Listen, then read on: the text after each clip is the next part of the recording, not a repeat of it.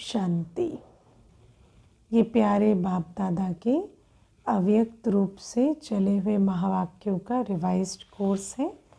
Original date है 3 अप्रैल 1994। बाबा की आज की मुरली का सार है संतुष्टता का आधार संबंध, संपत्ति और सेहत, तंदुरुस्ती। और इस समय हम बच्चों का स्वमान क्या है? संतुष्ट मणि आत्माएं। तो हम संतुष्ट मणि कैसे बने हैं? ज़रूर है कि संबंध, संपत्ति और सेहत सब कुछ अभी मिलते हैं, इसलिए संतुष्ट मणि का स्वमान धारण होता है। तो सुनते हैं आज बाबा के महावाक्य। आज दिलाराम बाप अपने सदा संतुष्ट रहने वाली संतुष्ट आत्माओं व संतुष्ट मणियों को देख रहे हैं। कौन है हम बच्चे? सदा संतुष्ट रहने वाली संतुष्ट मणियाँ। ये रूहानी मणियों की चमक सारे दरबार को चमका रही है। संतोषी आत्माएं स्वयं को भी प्रिय और सर्व को भी प्रिय और बाप को तो प्रिय है ही। अंडरलाइन करना, संतोषी आत्मा सबसे पहले किसको प्रिय? स्वयं को प्रिय। क्यों? क्योंकि असंतुष्टता सबसे पहले स्वयं को दुख देती है। संतुष्ट मणि आत्मा स्वयं को प्यारी लगती है। दूसरा, सर्व को भी प्रिय, क्योंकि जो संतुष्ट रहता है वो ना किसी से कंप्लेन करता, ना अपेक्षा रखता, ना कोई एक्सपेक्टेशन, तो फिर वो सर्व को भी प्रिय लगता। और संतुष्ट रहने वाला ही सर्व को संतुष्ट करता। जो असंतुष्ट है वो तो यही सोचता रहता कोई मुझे संतुष्ट करे, और जो मांगता रहता वो किसी को प्रिय नहीं लगता, और बाप को तो फिर प्रिय है ही। तो ऐसे होना है ना सभी। हाँ, बाबा ने स्वमान दिया है तो सब स्मृति में स्थित हो जाए, क्योंकि इस श्रेष्ठ ब्राह्मण जीवन में अप्राप्ति का नाम ही नहीं है। असंतुष्टता का कारण होता है अप्राप्ति। और ये जो श्रेष्ठ ब्राह्मण जीवन है ये है सर्व प्राप्ति स्वरूप जीवन, क्योंकि स्वयं सागर, स्वयं दाता आकर हमारी झोली भरते हैं। तो ऐसी कोई प्राप्ति नहीं जो हम बच्चों के पास ना हो। सर्व प्राप्ति संपन्न आत्माएं हो, है ना। आत्मा को जो भी चाहिए, आत्मा को सर्व प्राप्तियां इस समय है। स्थूल रूप से भले ही कुछ ऊपर नीचे हो सकता है, पर सर्व प्राप्ति संपन्न आत्माएं हैं। तो जहाँ सर्व प्राप्ति है वहाँ सदा संतुष्टता स्वतः और स्वाभाविक है ही, है ना। नेचुरल रहती है और इजीली होती है, उसके लिए मेहनत नहीं करनी पड़ती, स्वतः होती है और नेचुरल स्वाभाविक संतुष्टता। क्यों? क्योंकि सर्व प्राप्तियाँ हैं तो संतुष्टता की स्थिति नेचुरल स्थिति रहती है। नेचुरल स्वभाव उनका संतोष का है, और संतुष्टता का स्वरूप व स्वभाव निजी संस्कार ऐसा श्रेष्ठ है जो असंतुष्ट आत्मा को भी संतुष्टता का वाइब्रेशन वायुमंडल, संतोष वायुमंडल में बदल देता है ना। जब एक संतुष्ट मणि आत्मा होती है तो उसके संपर्क में आने वाली आत्मा और आसपास का वायुमंडल अनेकों को संतुष्टता की स्थिति में स्थित कर सकता है। संतुष्टता एक शक्ति की तरह है, अनेकों को भी जैसे संतुष्टता की अवस्था में स्थित कर देती है। इस संगम युग में विशेष बाप दादा की देन संतुष्टता है। वैसे भी दुनिया में कहते हैं सबसे बड़ा धन संतोष धन, और वो धन इस समय बाबा हमें देते हैं। संगम युग की सबसे बड़ी देन एक संतुष्टता की विशेषता और विशेषताओं को भी सहज अपने समीप लाती है। गुणों का तो आपस में कनेक्शन है, लेकिन मूल जैसे पवित्रता का गुण कई गुणों को खींचता है, ऐसे संतुष्टता की विशेषता भी कई विशेषताओं को समीप लाती है। लेकिन बाबा कहते सदा संतुष्ट हो, है ना। ब्राह्मण जीवन में सबसे बड़ा महत्व किसका है? इस सदा शब्द का, क्योंकि कभी कभी संतुष्ट तो विकारी भी रहते हैं, है ना, लेकिन अल्पकाल के किसी भी गुण का कोई महत्व नहीं।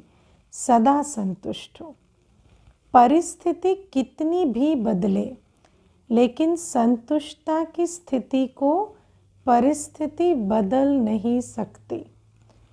परिस्थिति है ही बदलने वाली, लेकिन स्व संतुष्टता की स्थिति सदा प्रगतिशील है।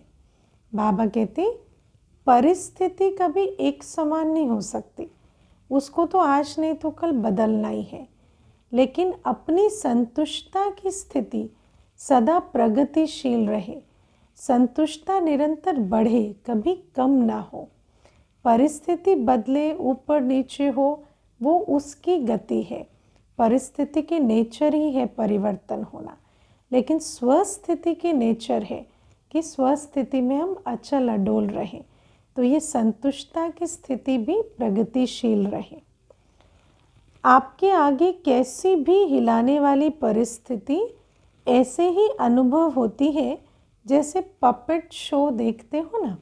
आज बाबा बहुत सुंदर उदाहरण दे रहे हैं कि जैसे कठपुतली का शो देखते हो, ऐसे परिस्थिति हो। अब बाबा क्या कहते हैं, होता सब कुछ है। अब कठपुतली के शो में शेर भी होगा, है ना, तूफान भी आएगा, लेकिन वो सब है क्या? है खेल।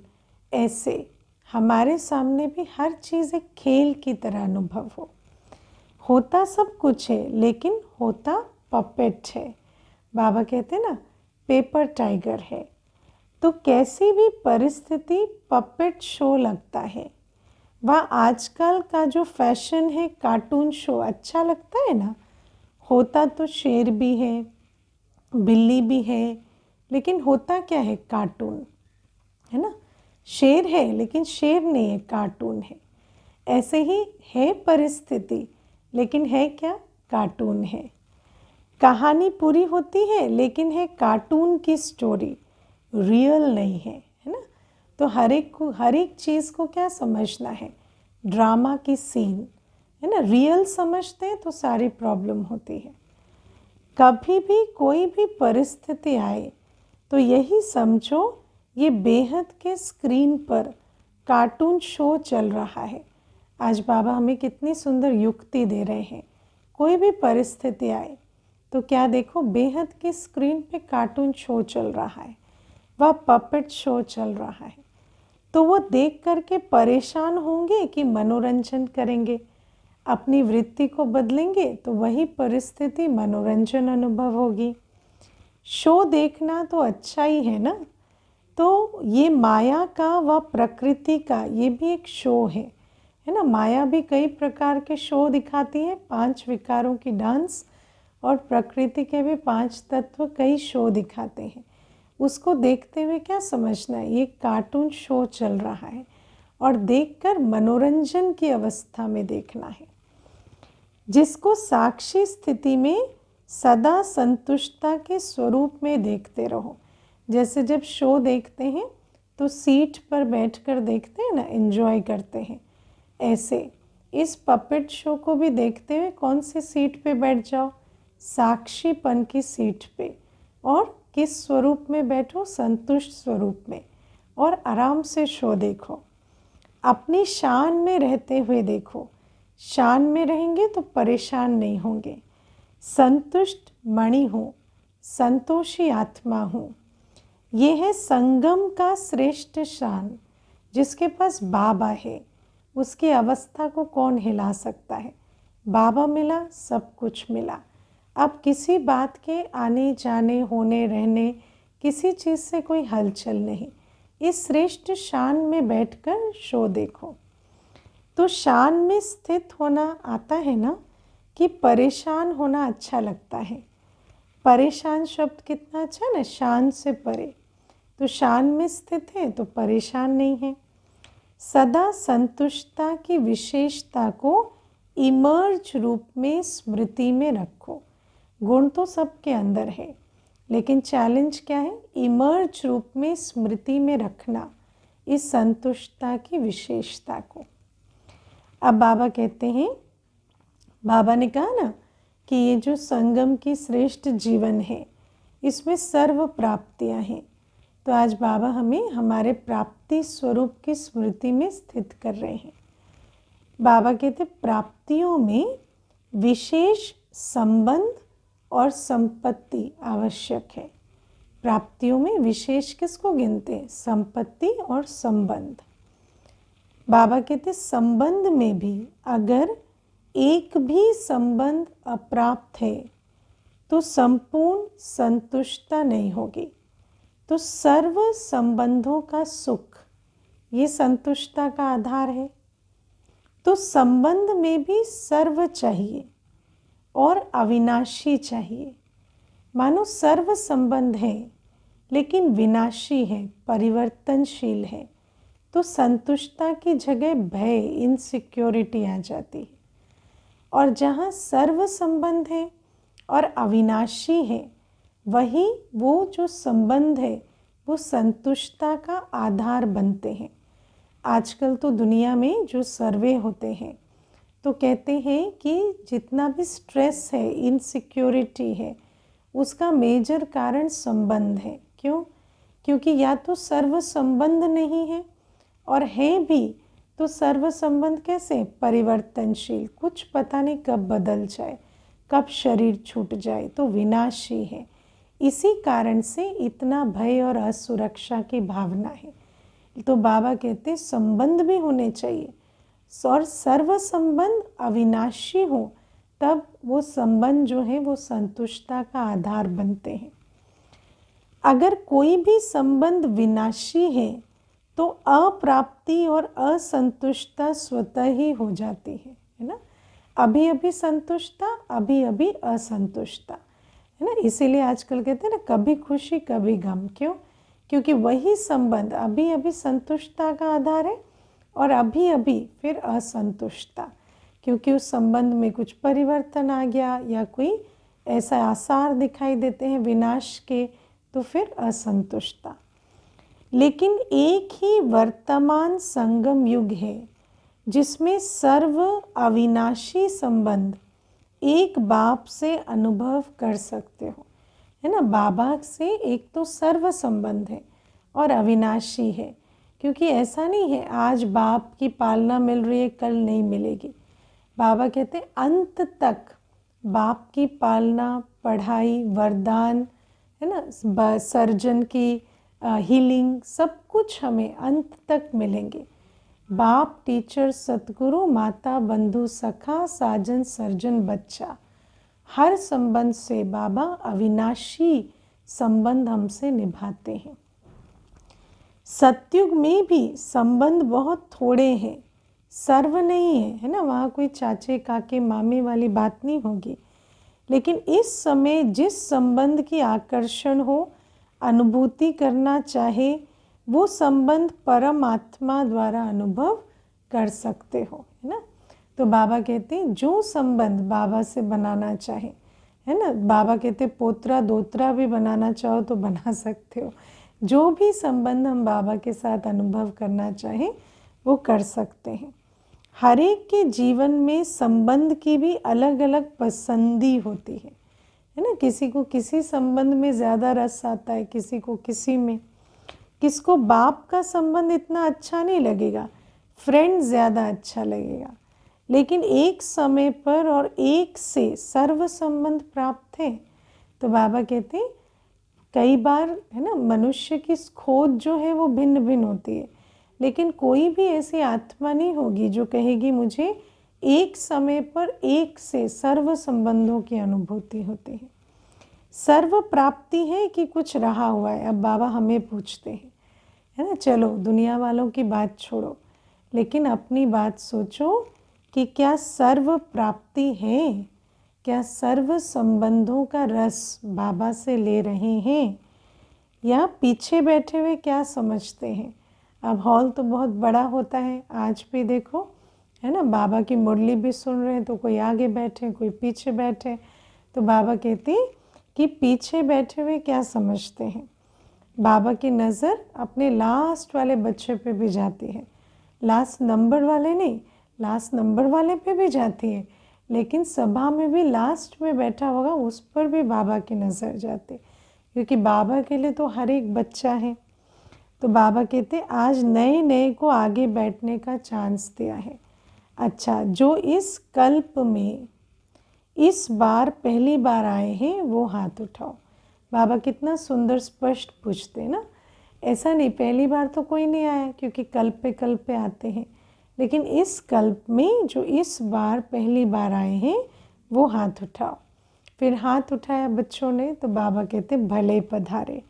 बाप दादा भी पदम गुणा स्नेह संपन्न वेलकम कर रहे हैं। नए होते भी कल्प कल्प के अधिकारी हैं, ये तो समझते हो ना। भले आज नए आए हैं, लेकिन ज़रूर है कि हमने हर कल्प बाबा से वर्षा लिया है, इसीलिए आना हुआ है।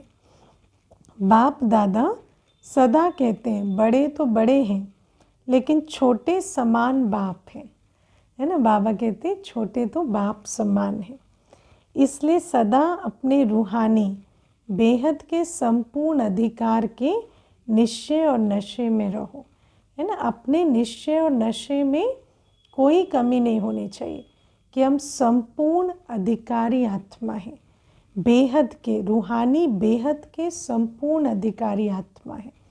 बाबा के दिल तख्त पर, बाबा के वर्षे पर, है ना, बाबा की संपूर्ण खजाने पर हम बच्चों का कल्प कल्प का पूरा अधिकार है। इस निश्चय और नशे में रहो। कभी भी आए हैं, कोई बच्चा सेल्फ डाउट में ना रहे, हम लेट आए हैं, हम ये हैं, है ना।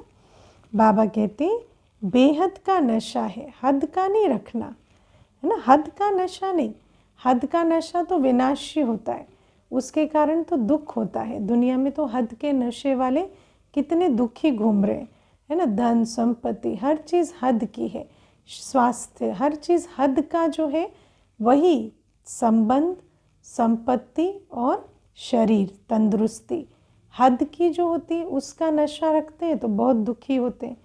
और जब बेहद के संबंध, बेहद की संपत्ति और बेहद के स्वास्थ्य का नशा रखते हैं तो सुखी होते हैं। देखो कितने श्रेष्ठ अधिकारी हो जो स्वयं बाप ऑलमाइटी अथॉरिटी के ऊपर अधिकार रख दिया है। परमात्म अधिकारी, इससे बड़ा अधिकार और है क्या। बाबा कहते इससे बड़ा और क्या अधिकार है, इससे बड़ी और क्या अथॉरिटी है।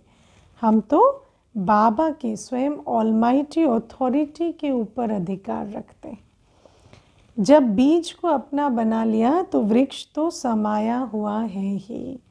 सर्व संबंधों का भी अविनाशी अधिकार ले लिया, और संपत्ति में भी अगर सिर्फ स्थूल संपत्ति है तो भी सदा संतुष्ट नहीं रह सकते। अब बाबा ने संबंध का तो बता दिया कि कैसे संबंध के आधार से संतुष्ट था। अब बाबा कहते स्थूल संपत्ति सदा संतुष्ट नहीं बना सकती। स्थूल संपत्ति के साथ अगर सर्व गुणों की संपत्ति, सर्व शक्तियों की संपत्ति और श्रेष्ठ संपन्न ज्ञान की संपत्ति नहीं है तो संतुष्टता सदा नहीं रह सकती। हर एक के पास स्थूल संपत्ति तो होती ही है, किसी के पास कितनी, किसी के पास कितनी। बाबा कहते हैं वो हो, उससे कोई दिक्कत नहीं है। ऐसा नहीं कि उसको कोई फेंक देना है या कुछ करना है, लेकिन उसके साथ साथ क्या होनी चाहिए, सर्व गुणों की संपत्ति, सर्व शक्तियों की संपत्ति और श्रेष्ठ संपन्न ज्ञान की संपत्ति, है ना। क्योंकि कहते हैं हाफ नॉलेज इज डेंजरस। तो संपन्न ज्ञान भी हो, सर्व गुण हो और सर्व शक्तियाँ हो, तो उस आत्मा की जो संतुष्टता है वो सदा काल की होती है। तो संबंध भी समझा, सर्व संबंध, अविनाशी संबंध बाबा से, और सर्व संपत्ति बाबा का खजाना और स्थूल खजाना दोनों जब होता है तब संतुष्टता। लेकिन आप सबके पास ये श्रेष्ठ संपत्तियां हैं।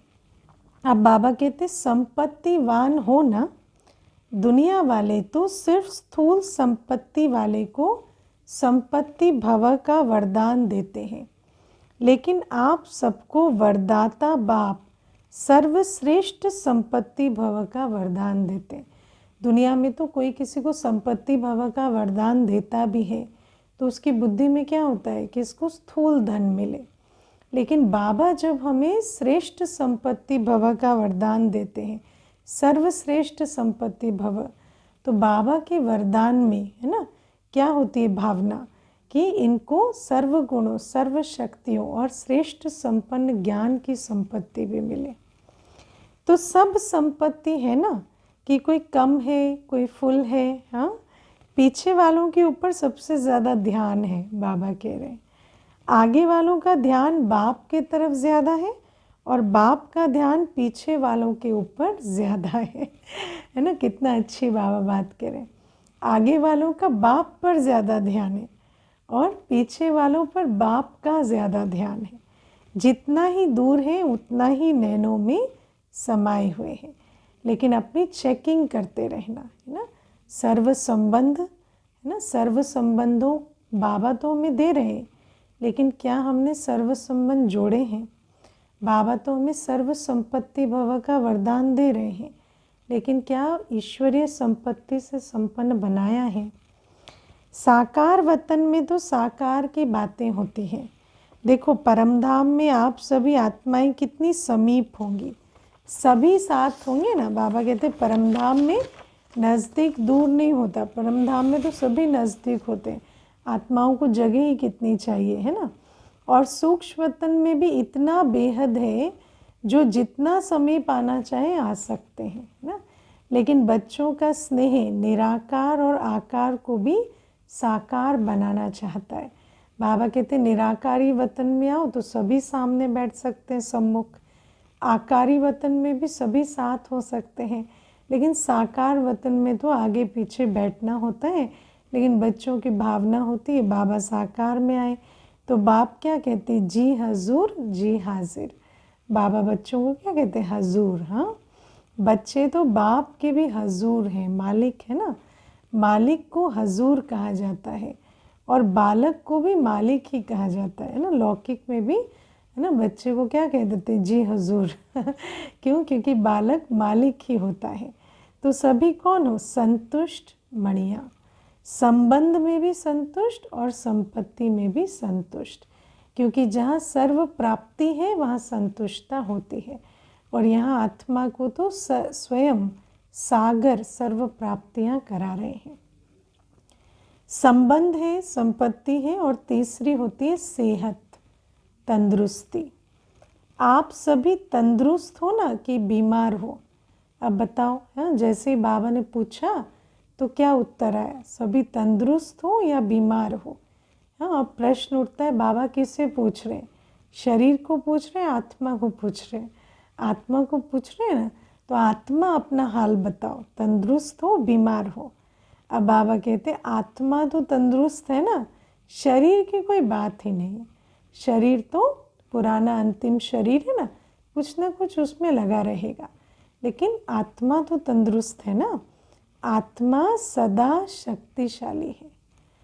सभी तंदुरुस्त हो ना कि बीमार हो? बाबा कहते संगम पर श्रेष्ठ सेहत व तंदुरुस्ती है आत्मा की तंदुरुस्ती।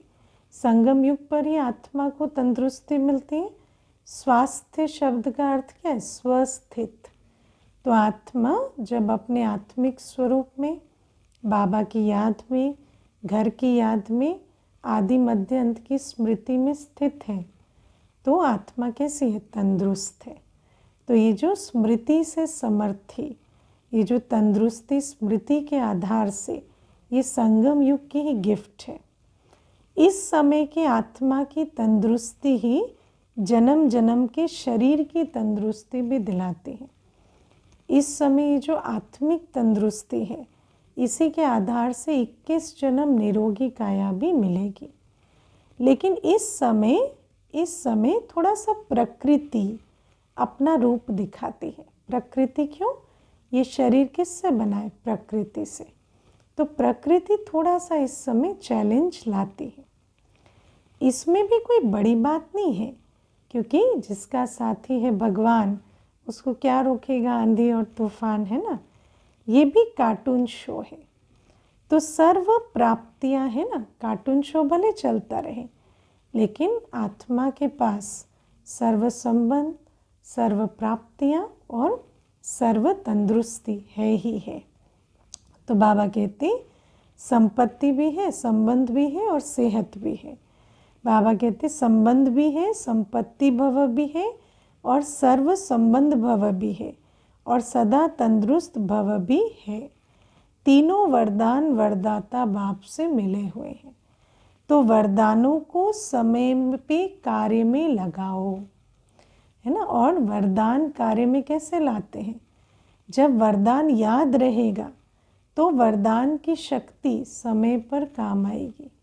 इसीलिए ये जो संगम युग में बाबा ने हमें सर्व संबंध, सर्व संपत्ति और संपूर्ण सेहत का जो वरदान दिया है, उसको हमें स्मृति में रखना है। क्योंकि जब भूल जाएंगे तो कार्य में कैसे लगाएंगे? अब मानो किसी के पास, है ना, $1 बिलियन है, लेकिन भूल जाए तो काम आएंगे उसके? नहीं। ऐसे ही बाबा ने हमें इतना भरपूर बनाया है, लेकिन अगर याद रहेगा तब तो समय पर कार्य में लगाएंगे। सिर्फ वरदान सुनकर खुश नहीं हो जाओ कि हाँ मुझे बहुत अच्छा वरदान मिला, या सिर्फ नोट करके नहीं रख लो। लेकिन समय पर वरदान को काम में लगाने से वरदान कायम रहते हैं, है ना। उसका यूज़ ही तब होगा, वो वरदान का स्वरूप बनकर रहेंगे या वरदान की शक्ति को अनुभव करेंगे जब हम उसको समय पर कार्य में लगाएंगे। अगर वरदानों को समय पर काम में नहीं लगाया तो वरदान फल नहीं देता, है ना। जिस समय पर वरदान को कार्य में लगाना है कि मैं तो हूँ ही सर्व संपत्ति, सर्व संबंध और तंदुरुस्त आत्मा, और उस आधार से, उस स्मृति के आधार से संतुष्टता का अनुभव नहीं किया, और समय आया, कोई बात आई तो असंतुष्टता के अनुभव में जैसे खिसक गए, है ना, फिसल गए, स्लिप्ड इनटू इट, कि मैं असंतुष्ट हो गई। तो फिर इसका मतलब इतनी प्राप्ति है, लेकिन उसको संतुष्टता की अवस्था को कायम रखने के लिए यूज़ नहीं किया। तो बाबा कहते वरदान तो अविनाशी बाप का है, लेकिन वरदान को फलीभूत करना है। बीज तो है, लेकिन उससे फल कितना निकालते हो वो आपके हाथ में है। कोई सिर्फ वरदान के बीज को देख देख करके ही खुश होते रहते हैं कि बहुत अच्छा बहुत अच्छा, लेकिन फलदायक बनाओ, है ना। सिर्फ बाबा ने ये वरदान दिया, वो वरदान दिया, देख देख के खुश नहीं हो। उस वरदान की शक्ति को यूज़ करके संतुष्टता की अवस्था में स्थित हो जाओ, संतुष्ट मणि बन जाओ। संतुष्ट मणि बनेंगे तब तो स्व को प्रिय, सर्व को प्रिय और बाबा को प्रिय लगेंगे। कोई सिर्फ, बाबा कहते बार बार स्मृति का पानी दो, बार बार। बाबा ने जो सर्व खजाने दिए हैं ना, चाहे वो संबंध का खजाना है, चाहे प्राप्तियों का खजाना है, चाहे सेहत का खजाना है, बाबा कहते उस खजाने को स्मृति में लाओ कि मैं कौन हूँ, मुझे क्या मिला है। तो बाबा कहते वरदान के स्वरूप में स्थित होने की धूप दो। धूप क्या है? अपने उस स्वरूप में स्थित हो जाओ। मैं तो सर्व संबंधों के अधिकारी आत्मा हूँ। स्थित हो गए उस स्वरूप में, उस खुशी में, उस भरपूरता की अवस्था में। ये हुआ धूप लगाना, स्मृति में लाना हुआ पानी देना। फिर देखो वरदान सदा फलीभूत होता रहेगा और वरदानों को भी साथ मिलाएगा। वरदानों के फल स्वरूप बन जाएंगे। तो आज के त्रिवरदान को फलीभूत करना और समय पर ज़रूर याद रखना। समय पर भूल जाते हैं पीछे पड़ते रहते हैं कि हाँ ये वरदान तो था समय पर भूल गए, परिस्थिति आई और पपेट शो की जगह उसमें जैसे कि हर इमोशन आ गया और असंतुष्टता की अवस्था बन गई। फिर याद करें, अच्छा आज तो मुरली में बाबा ने हमें वरदान दिए थे। वरदानों को जितना समय पर कार्य में लगाएंगे उतना वरदान और श्रेष्ठ स्वरूप दिखाता रहेगा, और जितना कार्य में लगाएंगे उस वरदान का स्वरूप उतना रिफाइन होता जाएगा, उसका अपनी उस वरदान की श्रेष्ठता के स्वरूप को देखेंगे। तो सभी को वरदान मिला ना, कोई ऐसा है जिसको वरदान नहीं मिला? नहीं, देने वाला तो कोई पार्शलिटी नहीं है, बाबा तो भरपूर हर एक बच्चे को देता है। अच्छा, दादियों से मुलाकात के बाबा के महावाक्य हैं। बाबा कहते हैं सूक्ष्म इशारों की भाषा तो जानते हो ना, जैसे अव्यक्त बाप इशारों की ही भाषा जानते हैं। अव्यक्त वतन में तो नैनों की भाषा और इशारों की भाषा है, तो आप भी जानते हो ना, नैनों की भाषा जानते हो। हाँ, बाबा कहते सूक्ष्म इशारों की भाषा, नैनों की भाषा जानते हो। यह अभी भी मुख से कहना पड़ता है ना। संकल्पों की भाषा, नैनों की भाषा, अव्यक्त वतन की तो यही भाषा है। क्या उस भाषा में बाबा से मिलन मनाते हो कि अभी भी बोलने की आवश्यकता पड़ती है, या अभी भी जाके नज़दीक, है ना, शरीर के रूप से नज़दीक बैठने की ज़रूरत पड़ती है? तो ये भाषा आती है। साकार से सीखे हो ना, बाबा कैसे, है ना, संकल्प पढ़ लेते थे। बाबा के सम्मुख जाने से ऐसे लगता था जैसे बाबा ने कुछ कहा नहीं, लेकिन सारे जैसे उत्तर मिल गए और दिल ठंडी हो जाती थी। मुख की भाषा तो सुनी, अभी है नैनों की भाषा। बाबा कहते हैं ना, अभी स्टेज क्या बन जानी चाहिए, अभी साकारी से आकारी अव्यक्त वतनवासी बनना है। उसके लिए चाहिए नैनों की भाषा। नैनों की भाषा बड़ी प्यारी है, आवाज़ से परे तो जाना ही है, फिर भी बाप जी हजूर तो करते ही हैं। बाबा कहते वैसे तो अभी समय आ गया, अभी तो खैर आ ही गया, अब तो बाबा कहते अब तो तुम ही वतन में आओ, तुम ही अव्यक्त वतन में आओ, मैं और साकार वतन में नहीं आता। लेकिन अभी से पहले बाबा कहते चलो अभी तक भी साकार वतन में आते हैं, लेकिन आना सबको अव्यक्त वतन में है, और अव्यक्त वतन में तो मुख की भाषा नहीं है, तो नैनों की भाषा जब तक बोलना ना सीखें तो अव्यक्त वतन में मिलन कैसे मनाएंगे, है ना। तो बाबा कहते अच्छा, अब अव्यक्त बाप दादा की पर्सनल मुलाकात है। 2 पॉइंट हैं आज।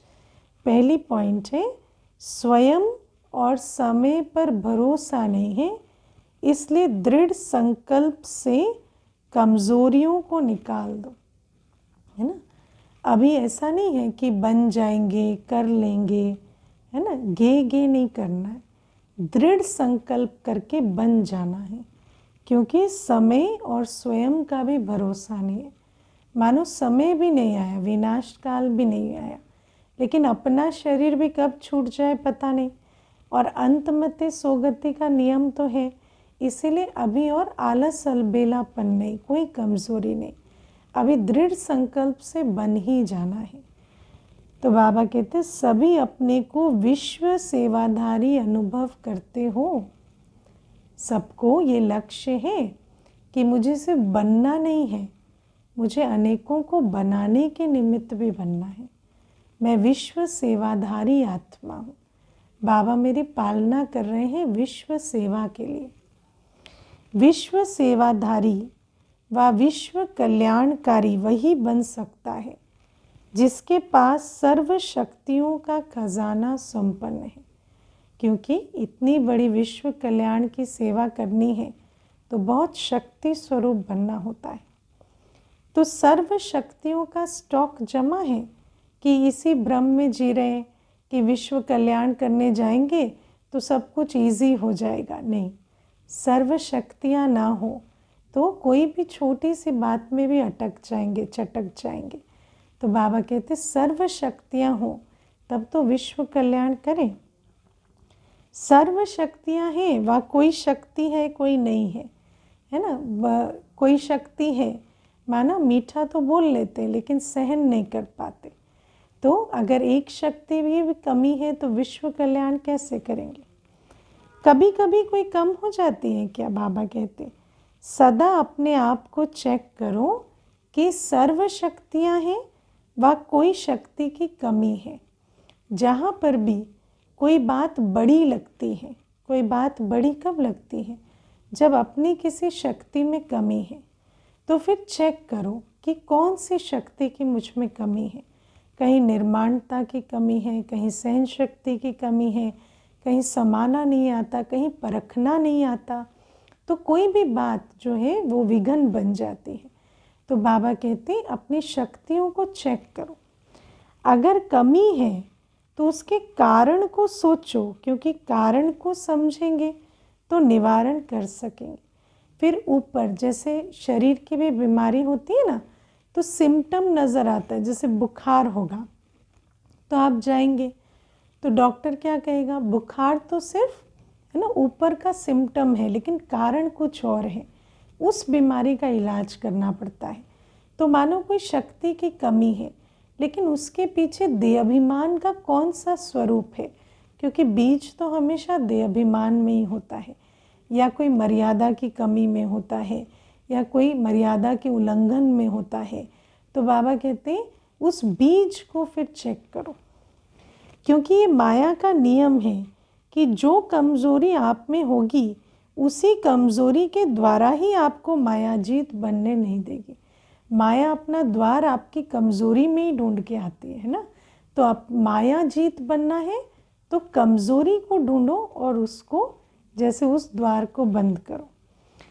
तो वर्तमान समय भी समय प्रति समय माया उसी कमज़ोरी का लाभ लेगी, और आगे चलकर जब अंत समय आएगा तो भी वो कमज़ोरी धोखा दे देगी।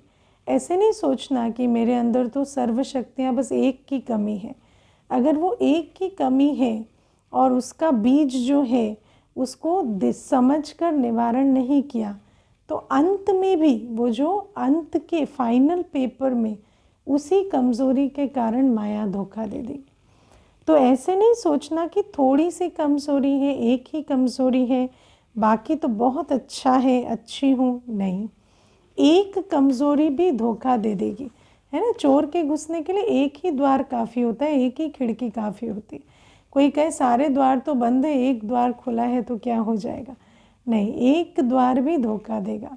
इसलिए कोई भी कमज़ोरी अपने अंदर रहने नहीं दो। कल भी बाबा ने कहा था हर एक डिफेक्ट जांच करके निकालो, पूरा परफेक्ट डायमंड बनो। अगर स्वयं नहीं मिटा सकते हो तो कोई का सहयोग ले लो, जो शक्तिशाली आत्माएं हैं उनका सहयोग लो, है ना। उनकी समझ, उनके अनुभव का भी सहयोग लो किसी भी प्रकार से, लेकिन उस कमज़ोरी को मिटाओ। विशेष योग का प्रोग्राम करो, किसी भी विधि से कमज़ोरी को मिटाना ही है। विशेष योग का प्रोग्राम रखो उस कमज़ोरी के लिए।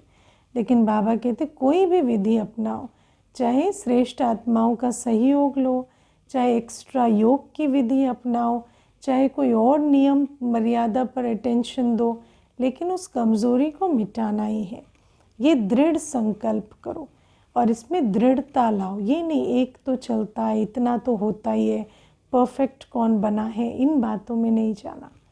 ये भी नहीं सोचो कि आगे चलकर हो जाएगा, नहीं, अभी से निकाल दो, है ना। क्योंकि बाबा ने कहा है कि अंत के लिए बहुत काल का अभ्यास चाहिए।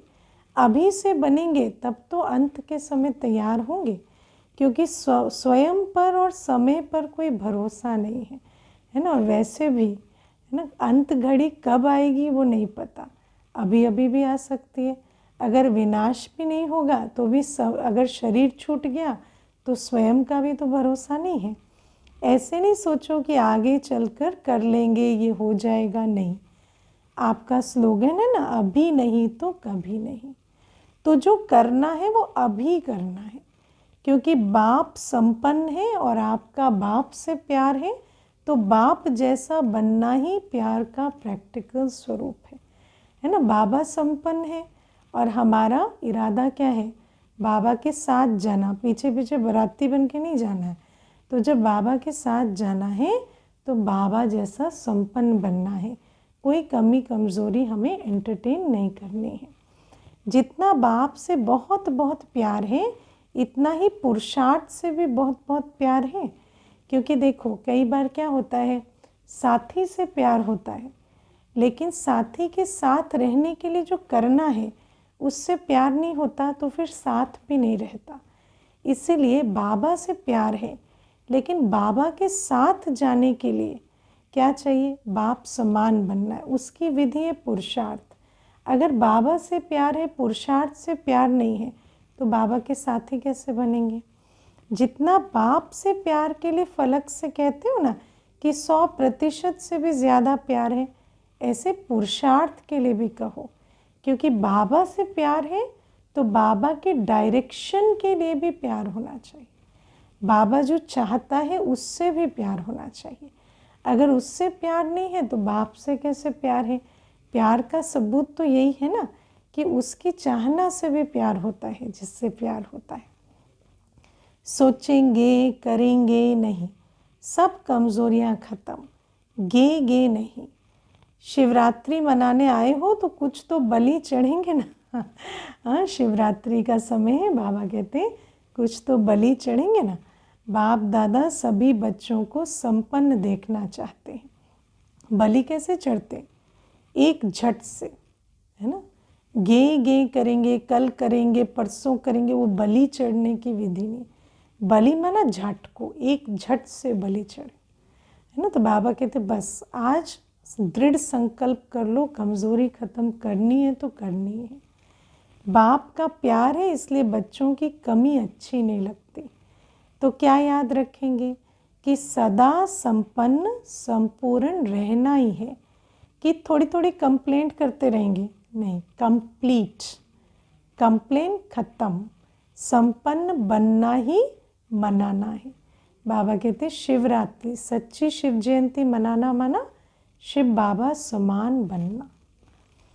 दूसरी पॉइंट रूरिहान की, वेस्ट को बेस्ट बनाना, अर्थात होली हंस बनना। होली हंस है ना, परख शक्ति रखता है ना, वेस्ट को बेस्ट बनाता है। सभी अपने को सदा होली हंस अनुभव करते हो। होली हंस का अर्थ है संकल्प, बोल और कर्म। जो व्यर्थ होता है उसको समर्थ में बदलना। एक भी संकल्प, बोल और कर्म जो है पहले परखना ये व्यर्थ है और फिर उसको परिवर्तन करना समर्थ में। सिर्फ ये व्यर्थ है चेक करके नहीं छोड़ देना, उसको फिर परिवर्तन भी करना। क्योंकि व्यर्थ जैसे पत्थर होता है, पत्थर की वैल्यू नहीं है, रतन की वैल्यू होती है। तो पत्थर को परखना और रतन में बदलना, ये होली हंस की क्वालिटी है। तो व्यर्थ को समाप्त करना अर्थात होली हंस बनना।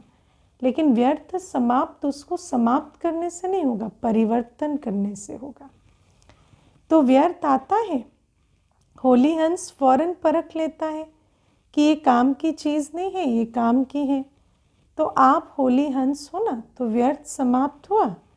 क्योंकि अभी नॉलेजफुल बने हो कि अगर अभी संकल्प, बोल या कर्म व्यर्थ गवाते हैं तो सारे कल्प के लिए अपने जमा के खाते में कमी हो जाती है।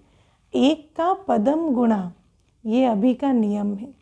अगर एक समर्थ संकल्प, बोल और कर्म लिया तो उसका भी पदम गुणा का हिसाब है, और एक व्यर्थ लिया तो उसका भी पदम गुणा का हिसाब है।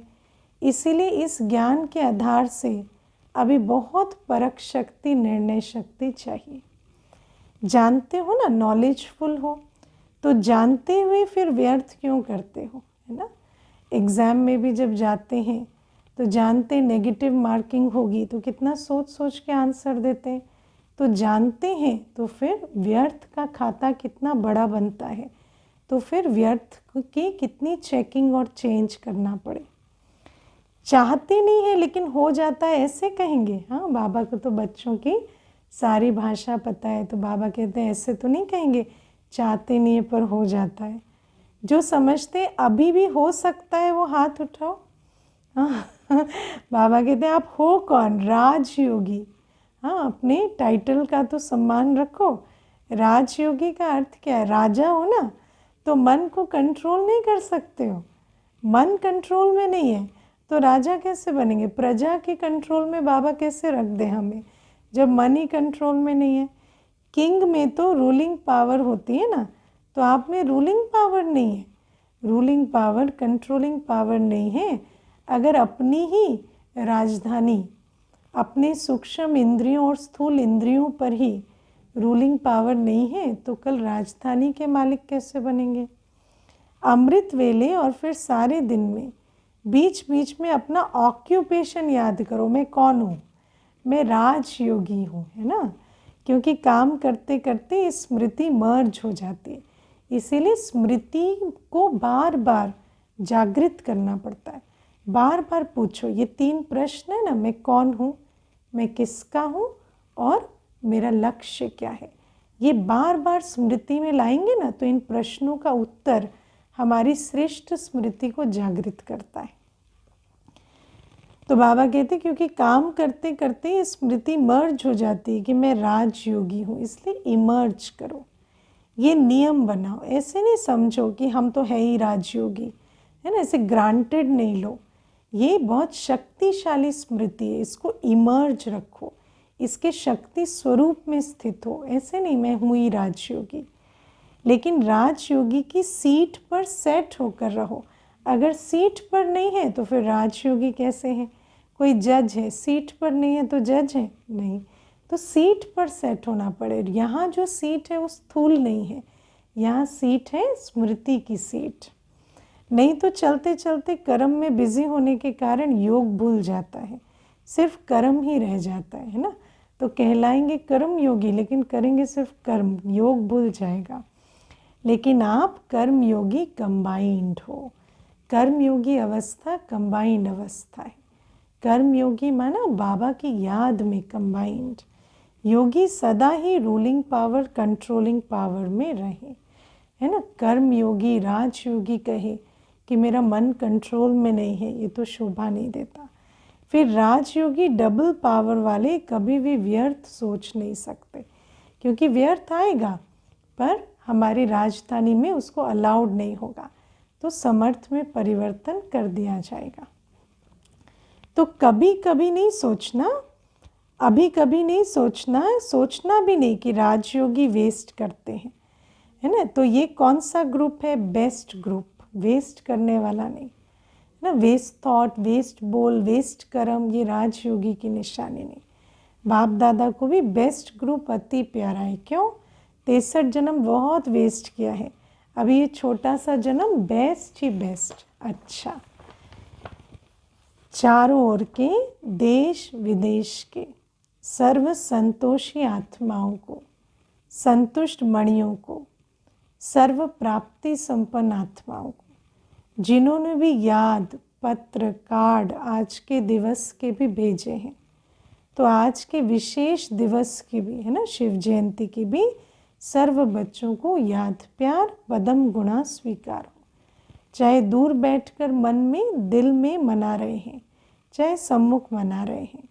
कार्ड व पत्र सब पहले वतन में पहुंचते हैं, है ना। वैसे तो स्थूल में बाद में पहुंचते हैं, पर कार्ड लिखा, पत्र भेजा, पहले बाबा को वतन में पहुंचता है।